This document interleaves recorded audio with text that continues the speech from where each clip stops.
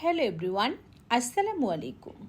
আজ আমি আপনাদের তৈরি করে দেখাবো স্ট্রিট ফুডের সেই ভাইরাল ডিম। আর এই ডিম খেতে অনেক বেশি মজা বলে এটা অনেক বেশি ভাইরাল হয়ে উঠেছে। তাই আমিও দেরি না করে এটা তৈরি করে ফেললাম। আর এটা তৈরি করতে আমাদের যা যা লাগবে তা একটু দেখিয়ে দিচ্ছি। তো এখানে আমি একটি বড় সাইজের শসা খুব মিহি কুচি করে কেটে নিয়েছি। আর নিয়েছি অল্প করে গাজর কুচি। গাজর অপশনাল, না দিলেও চলবে, তো আমার ঘরে ছিল সেই কারণে অল্প করে দিয়েছি। এরপর দিয়ে দিচ্ছি পরিমাণ মতো পেঁয়াজ কুচি। তো এখানে 2টি পেঁয়াজ কুচি দিয়ে দিচ্ছি। আরও দিয়ে দিচ্ছি 3টি কাঁচামরিচ কুচি। এরপর দিয়ে দিচ্ছি ধনেপাতা কুচি। এরপর দিয়ে দিচ্ছি পরিমাণ মতো লবণ। আরও দিয়ে দিচ্ছি 1.5 চা চামচ পরিমাণ বিট লবণ।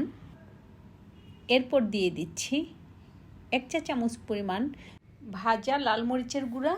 এরপর দিয়ে দিচ্ছি 1 চা চামচ পরিমাণ ভাজা পাঁচফোড়নের গুঁড়া। এখানে চাট মশলা দেওয়া যাবে। এরপর দিয়ে দিচ্ছি 3 টেবিল চামচ পরিমাণ কাসুন্দি। আরও দিয়ে দিচ্ছি 2 টেবিল চামচ পরিমাণ টমেটো সস। এরপর দিয়ে দিচ্ছি 1 ফালি লেবুর রস।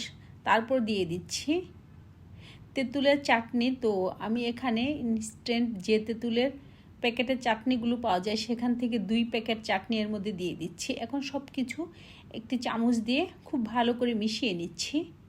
তো এটা মেশানো হয়ে গিয়েছে, এটা এক সাইডে রেখে দিচ্ছি। আর ভাইরাল ডিম তৈরি করতে লাগবে সিদ্ধ ডিম। তো আমি আগে থেকেই 7টি ডিম সিদ্ধ করে নিয়েছি। এখন এই ডিমগুলো আমি একটি নাইফের সাহায্যে মাঝ বরাবর অল্প করে কেটে নিব।